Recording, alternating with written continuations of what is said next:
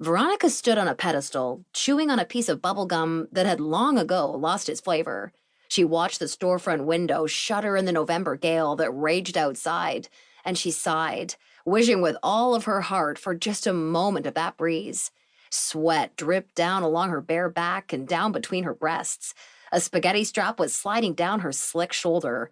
On the couch in front of her sat two girls she hardly knew, and the daughter who was becoming more of a stranger to her every day, each of them sweating as well, sleeves rolled up, sweaters discarded. And at her feet crouched a bony old seamstress, shivering in a shawl, fretting with the hemline of a dress that refused to fit, mumbling some kind of curse in some kind of old world tongue, the only kind of profanity which carried any weight anymore. Veronica gritted her teeth and swallowed her gum. It was going to be a while yet. She was 25 years old, a tall, shapeless mother of one, in a slinky lilac gown that wasn't doing her worn-out body any favors. The same dress, which had looked good on Melly, the pleasingly plump sister of the bride. The same dress, which the seamstress assured them, based on the measurements provided by email, would look stunning on Veronica's cousin, Ashley. This dress seemed to want nothing to do with Veronica.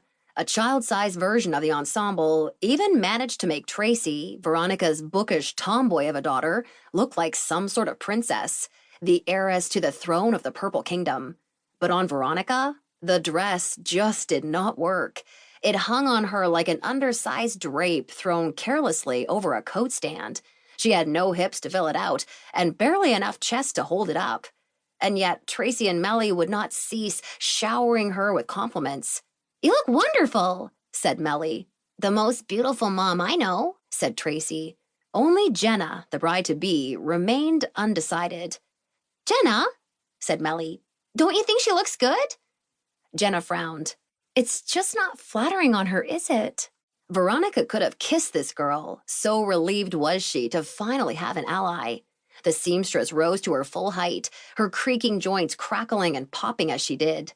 She stepped backwards, away from Veronica, and sat on the arm of the couch. "Do you see what I'm saying?" asked Jenna. The seamstress chewed on the end of a pin.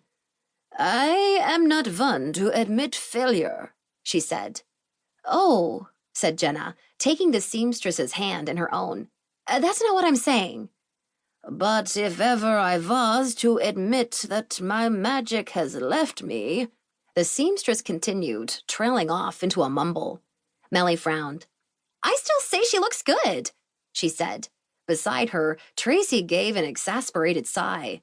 The little girl picked up Veronica's pocketbook and began to rifle through it. "What are you looking for, Trace?"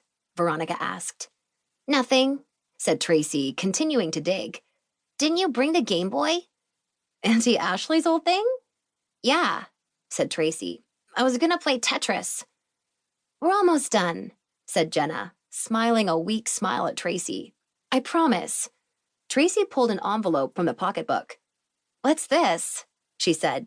"Put that back, please," said Veronica.